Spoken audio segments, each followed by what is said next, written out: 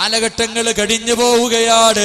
അല്ലാഹുവിന്റെ പ്രവാചകന്റെ വഫാത്തിന് ശേഷം അതാ ഒരു ദിവസം മദീനയുള്ള ഭരണാധികാരിയുടെ സ്വപ്നത്തിലേക്ക് അല്ലാഹുവിന്റെ പ്രവാചകന് കടന്നു വരികയാണ്.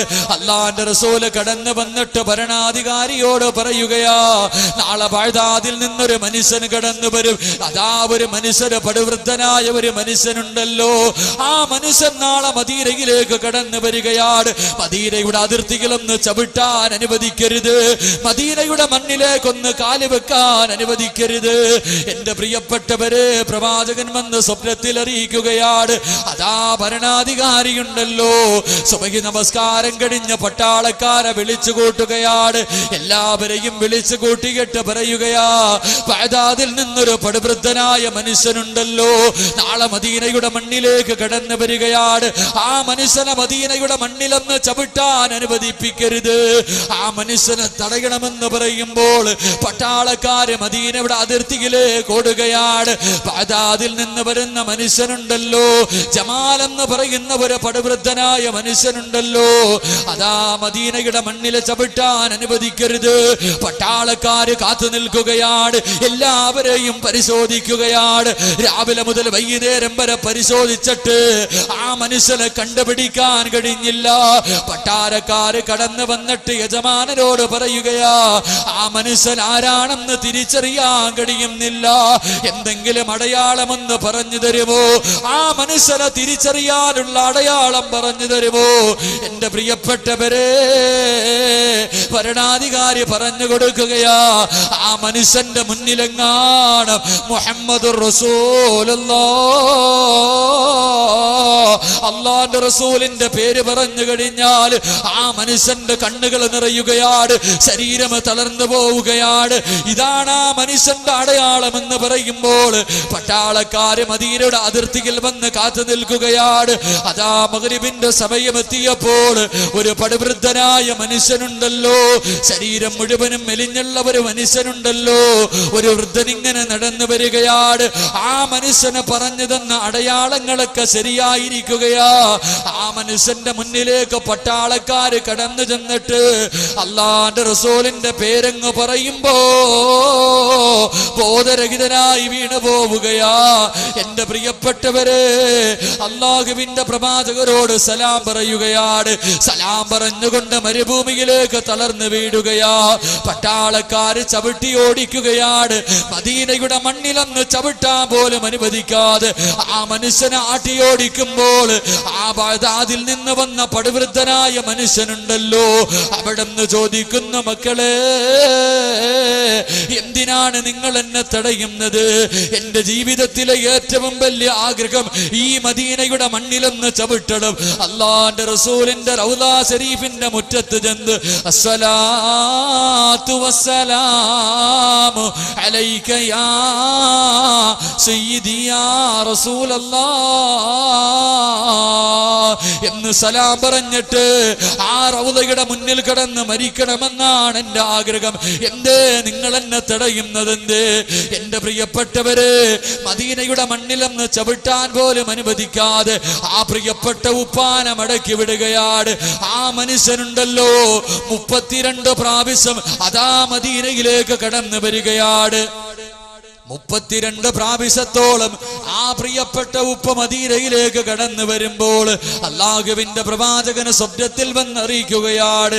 32 പ്രാവശ്യവും പിടിക്കപ്പെടുകയാണ്. അവസാനമുണ്ടല്ലോ അബൂബക്കർ ജമാൽ എന്ന് പറയുന്ന ആ മനുഷ്യനുണ്ടല്ലോ, തന്റെ സമ്പത്ത് മുഴുവനും തന്റെ സമ്പത്ത് മുഴുവനും വിൽക്കുകയാണ്. അതിന്റെ പണങ്ങൾ മുഴുവനും ഒരു മനുഷ്യന്റെ കയ്യിൽ കൊടുത്തിട്ട് പറയുകയാ, എന്നെ എങ്ങനെയെങ്കിലും ഒന്ന് മദീനയിലെത്തി, എനിക്ക് മദീനയിലൊന്ന് ചവിട്ടണമെന്ന് ആഗ്രഹമുണ്ട്. തന്റെ സമ്പത്ത് മുഴുവനും ഒരു മനുഷ്യന്റെ കയ്യിൽ കൊടുക്കുകയാണ്.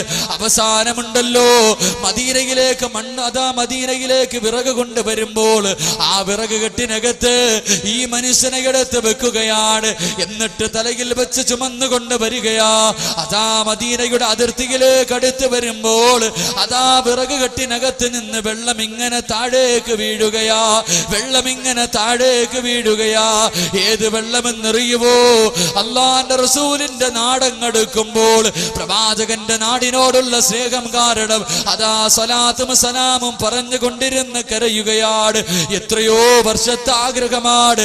ആ ആഗ്രഹം സാധിക്കാൻ പോകുന്നു എന്ന് കരുതിക്കൊണ്ട് ആ ഉപ്പ വിറക് കെട്ടിനകത്തിരുന്ന് കരയുകയാ. അവസാനം പട്ടാളക്കാര് പിടിക്കപ്പെടുകയാണ്. അവസാനം അബൂബക്കർ ജമാൽ എന്ന് പറയുന്ന ബഗ്ദാദിലുള്ള പടുവൃദ്ധനായ മനുഷ്യനുണ്ടല്ലോ, അതാ പട്ടാളക്കാരോട് പറയുകയാ, എനിക്കിനി നാട്ടിലേക്ക് മടങ്ങണ്ട, ഒന്നിയിൽ എനിക്ക് മദീനയിൽ കിടക്കണം, ഇല്ലെങ്കിൽ ഇവിടെ കിടന്ന് മരിക്കണം, ഇനി ഭക്ഷണം കഴിക്കില്ല, വെള്ളം കുടിക്കില്ല എന്ന് പറഞ്ഞുകൊണ്ട് മദീനയുടെ അതിർത്തിയിൽ കിടക്കുകയാണ്. എന്റെ പ്രിയപ്പെട്ടവരെ, ദിവസങ്ങൾ കഴിയുകയാ.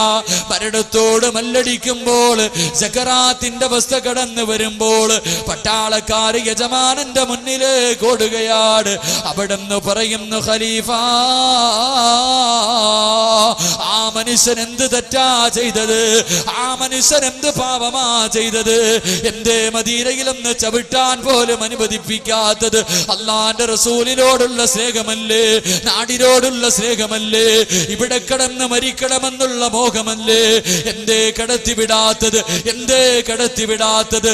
അതാ ഭരണാധികാരികളോട് പട്ടാളക്കാര് ചോദിക്കുമ്പോൾ അവിടെ നിന്ന് പറഞ്ഞ വാക്കെന്തെന്നറിയുമോ? അള്ളാന്റെ റസൂലാണ് പറഞ്ഞത് കടത്തിവിടരുത്. കാരണം എന്തെന്നറിയുമോ? ആ മനുഷ്യനെങ്ങാണ് അള്ളാന്റെ റസൂലിന്റെ റൗളയുടെ മുന്നിലേക്ക് കടന്നു വന്നിട്ട് അസ്സലാത്തു വസ്സലാമു അലൈക യാ റസൂലല്ലാഹ്, അള്ളാന്റെ റസൂലിന്റെ റൗളയുടെ മുന്നിൽ വന്ന് സലാം പറഞ്ഞാൽ അതിനകത്ത് നിന്നിറങ്ങി വന്ന് ഞാൻ കെട്ടിപ്പിടിച്ചു പോകുമെന്ന് ഭയപ്പെടുകയാ. കാരണം എന്നോടത്ര സ്നേഹമാ, എന്റെ നാടിനോടത്ര പ്രേമമാ, എന്റെ നാട്ടിൽ വന്ന് മരിക്കണമെന്ന് വല്ലാത്ത ആഗ്രഹമാണ്. അതുകൊണ്ടാണ് കടത്തിവിടരുതെന്ന് പറഞ്ഞെന്ന് പറയുമ്പോൾ എന്റെ പ്രിയപ്പെട്ടവരെ, അവസാനം അല്ലാഹുവിന്റെ റസൂല മനുഷ്യനെ കൈപിടിച്ച് മദീനയിലേക്ക് കടത്തുകയാണ്. റൗളാ ശരീഫിന്റെ മുറ്റത്ത് കിടന്ന് ഈ ലോകത്തോട് യാത്ര പറഞ്ഞെന്ന് ചരിത്രം പഠിപ്പിക്കുമ്പോൾ ആ പ്രിയപ്പെട്ട മനുഷ്യനുണ്ടല്ലോ, ആ ബഗ്ദാദിൽ ജനിച്ച മനുഷ്യനെ ജന്നത്തിൽ ബഖീയിൽ കബറടക്കിയെന്ന് ചരിത്രത്തിന്റെ താളുകൾ നമുക്ക് പഠിപ്പിച്ചു തരുമ്പോൾ നാളെ ആരാരും സഹായിക്കാനില്ലാത്ത പടച്ചവന്റെ കോടതിയുണ്ടല്ലോ, എല്ലാവരും കൈയഴിയുന്ന മഹ്ശറയുണ്ടല്ലോ. ആദം നബി മുതൽ ഈസാ നബി വരെയുള്ള സർവ്വ പ്രവാചകന്മാരും നമ്മളെ കൊയ്യഴിയുന്ന ദിവസം അള്ളാന്റെ റസൂലിന്റെ അതിഥിയായി സ്വർഗത്തിലേക്ക് കടക്കാൻ ആഗ്രഹമുണ്ടോ? അഞ്ചാമതായി അള്ളാന്റെ റസൂല് പറയുകയാണ്, യാ സ്വഹാബാ, എന്റെ നാടിനെ സ്നേഹിച്ച് എന്റെ നാട്ടിൽ ആരെങ്കിലും വന്ന് മരണപ്പെട്ടാൽ നാളെ അവൻ എന്റെ അതിഥിയായി സ്വർഗത്തിൽ കടക്കുമെന്ന് നബിയുനാ റസൂലുള്ളാഹി സ്വല്ലല്ലാഹു അലൈഹി വസല്ലം. അല്ലാഹു മദീനയിൽ പോയി കടന്നു മരിക്കാനുള്ള ഭാഗ്യം നൽകി അനുഗ്രഹിക്കുമാറാകട്ടെ. അല്ലാഹു അവിടെ പോയി മരിക്കാനുള്ള ഭാഗ്യം നൽകി അനുഗ്രഹിക്കുമാറാകട്ടെ. എന്തേ പേടി? എന്തേ അവിടെ പോയി മരിക്കാൻ അല്ലാഹു ഭാഗ്യം നൽകി അനുഗ്രഹിക്കുമാറാകട്ടെ. എൻ്റെ പ്രിയമുള്ള സഹോദരങ്ങളെ, ഞാൻ എൻ്റെ പ്രസംഗം നിർത്താം. 5 കാര്യം ഞാൻ നിങ്ങളോട് പറഞ്ഞു. ഒന്നാമത്തെ കാര്യം, മരിക്കണ സമയത്ത് മുസ്ലിമായിട്ട് മരിക്കണം. ഇതെല്ലാവരെ കൊണ്ടും പറ്റണ കാര്യമല്ല, ഇതെല്ലാവരെ കൊണ്ടും പറ്റണമെന്നില്ല, അത് ബുദ്ധിമുട്ടുള്ള കാര്യമാണ്. അള്ളാഹു അതിൽ ഖൈറായ തീരുമാനം എടുക്കട്ടെ, ദുആ ചെയ്യാം. 2, അള്ളാന്റെ റസൂലിനെ സ്നേഹിക്കണം. ഉസ്താദെ, ഇവിടെ വാപ്പ ഉണ്ട്, ഉമ്മയുണ്ട്, ഭാര്യയുണ്ട്, മക്കളുണ്ട്, പിന്നെ കാമുകനും കാമങ്ങനെ പലരും ഉണ്ട്. ഇവരെയൊക്കെ സ്നേഹിക്കുന്നതിനിടയിൽ അള്ളാന്റെ റസൂലിനെ സ്നേഹിക്കാൻ കഴിയില്ല, ഒഴിവാക്കാം. 3, അള്ളാന്റെ റസൂലിന്റെ സുന്നത്ത് ജീവിതത്തിൽ ചെയ്യണം. പ്രിയപ്പെട്ടവരെ, താടിയൊക്കെ വളർത്തി നല്ലതായിട്ട് നടക്കണം, അത് നമ്മളെ കൊണ്ട് പറ്റൂല, ഒഴിവാക്കുക. 4, ലക്ഷങ്ങൾ മുടക്കി അള്ളാന്റെ റസൂലിന്റെ ഖബർ സിയാറത്ത് ചെയ്യണം. അത് പൈസ പോകുന്ന പണിയായതുകൊണ്ട് അതും ചെയ്യാൻ നമുക്ക് ബുദ്ധിമുട്ട്, കളയുക. 5-മത്തെ കാര്യം, എൻ്റെ പ്രിയമുള്ള സഹോദരങ്ങളെ, അള്ളാന്റെ റസൂലിന്റെ നാടിനെ സ്നേഹിക്കണം, അവിടെ പോയി മരിക്കണം. ഇവിടെ കിടന്നേ മരിക്കാൻ ആഗ്രഹിക്കണില്ല. 50, 60, 70 വയസ്സായ വാപ്പയും ഇവിടെ കിടന്ന് മരിക്കാൻ ആഗ്രഹിക്കണം. ഇനി മദീനയിൽ പോയി ഈ പറഞ്ഞ 5 കാര്യം ഒഴിവാക്കും. ഈ അവസാനം പറയുന്ന ഒരു കാര്യമെങ്കിലും അനുസരിക്കാം. അള്ളാന്റെ റസൂല് പറയുന്നു, എൻ്റെ പ്രിയപ്പെട്ടവരെ, ഒരു ദുആ ചെയ്ത നാളെ എൻ്റെ അതിഥിയായി സ്വർഗത്തിൽ കിടക്കുമെന്ന് നബിയുനാ റസൂലുള്ളാഹി.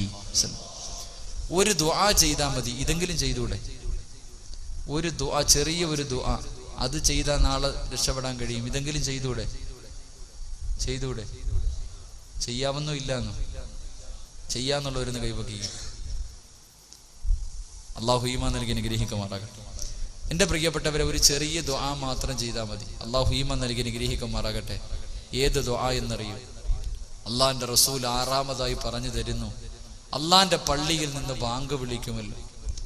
അള്ളാഹിൻ്റെ പള്ളിയിൽ നിന്ന് ബാങ്ക് വിളിക്കുന്ന സമയത്ത് സംസാരിക്കാതിരുന്നിട്ട് ബാങ്ക് വിളിച്ച് തീർന്ന ഉടനെ ലാ ഇലാഹ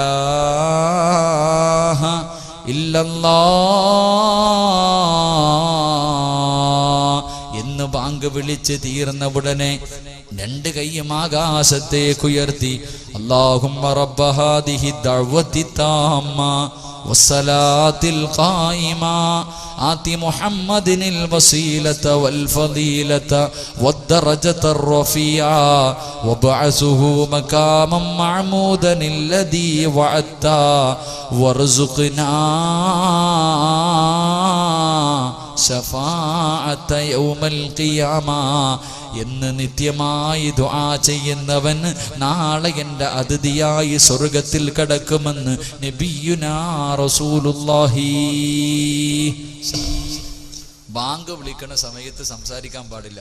നമുക്ക് ഏറ്റവും കൂടുതൽ ഫോൺ വരുന്ന സമയം ബാങ്ക് വിളിക്കുന്ന സമയത്താണ്. എൻ്റെ പ്രിയപ്പെട്ടവരെ, ഏറ്റവും കൂടുതൽ വീട്ടിലൊക്കെ പോകണം. ഏറ്റവും കൂടുതൽ സഹോദരിമാരാണെങ്കിലും ആരാണെങ്കിലും നമ്മുടെ ജീവിതത്തിൽ ഏറ്റവും കൂടുതൽ സംസാരിക്കുന്ന സമയം അവിടെ ആയിരിക്കും. താത്താമാരെയൊക്കെ നോക്കണം. സ്ത്രീകൾ 2 സമയത്തിൽ മാത്രമേ തലയെ തുണി